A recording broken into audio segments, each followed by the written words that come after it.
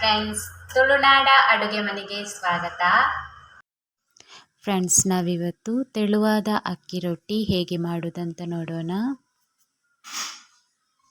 ಇದನ್ನು ತುಪ್ಪದ ಜೊತೆ ಬಿಸಿ ಬಿಸಿ ರೊಟ್ಟಿಗೆ ತುಪ್ಪವನ್ನು ಹಾಕ್ಕೊಂಡು ತಿಂತಾ ಇದ್ದರೆ ತುಂಬ ಚೆನ್ನಾಗಿರುತ್ತದೆ.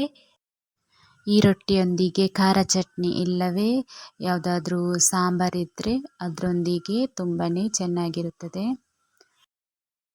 ಬನ್ನಿ ಫ್ರೆಂಡ್ಸ್, ಅಕ್ಕಿ ರೊಟ್ಟಿ ಮಾಡುವ ವಿಧಾನವನ್ನು ನೋಡುವ. ನಾನಿಲ್ಲಿ ಒಂದು ಮಿಕ್ಸಿ ಜಾರನ್ನು ತೆಗೆದುಕೊಂಡು ಅದರಲ್ಲಿ 2 ಕಪ್ನಷ್ಟು 6 ಗಂಟೆಗಳ ಕಾಲ ನೆನೆಸಿರುವಂತಹ ಬೆಳ್ತಿಗೆ ಅಕ್ಕಿಯನ್ನು ಹಾಕ್ಕೊಳ್ಬೇಕು.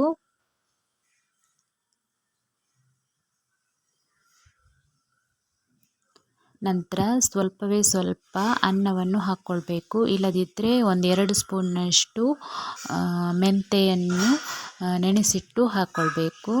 ಇಲ್ಲದಿದ್ದರೆ ಖಾಲಿ ಬೆಳ್ತಿಗೆ ಅಕ್ಕಿಯಿಂದ ರೊಟ್ಟಿ ಮಾಡಿಕೊಂಡ್ರೆ ಅದು ಸ್ವಲ್ಪ ನಾರು ನಾರಾಗಿರ್ತದೆ. ಅದೇ ರೀತಿ ರುಚಿಗೆ ತಕ್ಕಷ್ಟು ಉಪ್ಪನ್ನು ಸೇರಿಸ್ಕೊಳ್ಬೇಕು. ಸ್ವಲ್ಪ ನೀರನ್ನು ಸೇರಿಸ್ಕೊಂಡು ನುಣ್ಣಗೆ ರುಬ್ಕೊಳ್ಬೇಕು. ತುಂಬ ತೆಳುವಾಗಿ ಮಾಡ್ಕೊಳ್ಬೇಡಿ, ಹಿಟ್ಟು ಸ್ವಲ್ಪ ದಪ್ಪಗಾಗಿರಲಿ.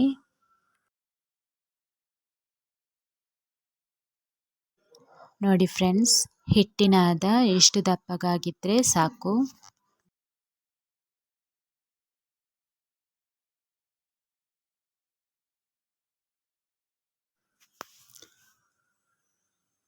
ಸ್ಟವ್ ಮೇಲೆ ರೊಟ್ಟಿ ಕಾವಲಿಯನ್ನು ಇಟ್ಟು ಕಾಯಿಸ್ಕೊಳ್ಬೇಕು.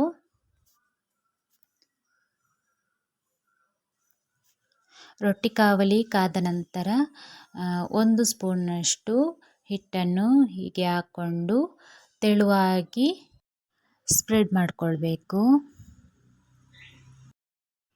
ಫ್ರೆಂಡ್ಸ್, ನನ್ನ ಈ ವಿಡಿಯೋಸ್ ನಿಮಗೆ ಇಷ್ಟ ಆದರೆ ಪ್ಲೀಸ್ ಲೈಕ್ ಮಾಡಿ, ಕಮೆಂಟ್ ಮಾಡಿ. ಹಾಗೆಯೇ ನೀವಿನ್ನೂ ನನ್ನ ಚಾನಲನ್ನು ಸಬ್ಸ್ಕ್ರೈಬ್ ಮಾಡಿಲ್ಲ ಅಂದರೆ ಸಬ್ಸ್ಕ್ರೈಬ್ ಮಾಡಿಕೊಳ್ಳಿ. ಪಕ್ಕದಲ್ಲಿರುವ ಬೆಲ್ ಬಟನನ್ನು ಕ್ಲಿಕ್ ಮಾಡಿ, ಆಲ್ ಅಂತ ಕ್ಲಿಕ್ ಮಾಡಿ. ನಾನು ಹಾಕುವ ಎಲ್ಲ ವಿಡಿಯೋಸ್ನ ನೋಟಿಫಿಕೇಷನ್ ನಿಮಗೆ ಬರುತ್ತದೆ. ಮುಚ್ಚಳವನ್ನು ಮುಚ್ಚಿಟ್ಟು 1-2 ನಿಮಿಷ ಬೇಯಿಸ್ಕೊಳ್ಬೇಕು. ನಿಮಗೆ ತುಂಬ ರೋಸ್ಟ್ ಬೇಕಂತ ಅನಿಸಿದರೆ ಸ್ವಲ್ಪ ಜಾಸ್ತಿ ಬೇಯಿಸ್ಕೊಳ್ಳಿ.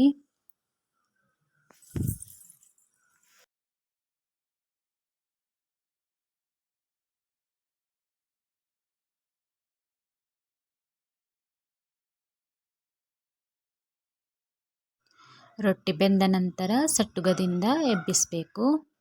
ನಿಮಗೆ ರೋಸ್ಟ್ ಬೇಕಂತ ಅನಿಸಿದರೆ ಸ್ವಲ್ಪ ಜಾಸ್ತಿ ಬೇಯಿಸ್ಕೊಳ್ಳಿ.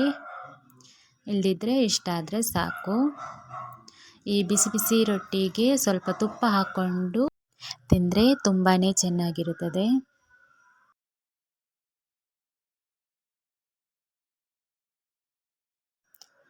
ಪ್ರತಿ ರೊಟ್ಟಿ ಮಾಡಿದ ನಂತರ ಹೀಗೆ ಸ್ವಚ್ಛವಾದ ಬಟ್ಟೆಯಲ್ಲಿ ಕಾವಲಿಯನ್ನು ಒರೆಸ್ಕೊಳ್ಬೇಕು.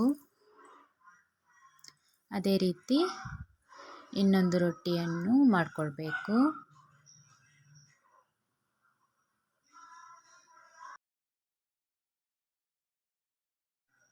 ನೋಡಿ ಫ್ರೆಂಡ್ಸ್, ಈ ರೊಟ್ಟಿಯನ್ನು ನಾನು ಸ್ವಲ್ಪ ರೋಸ್ಟ್ ಆಗಿ ಮಾಡಿಕೊಂಡಿದ್ದೇನೆ.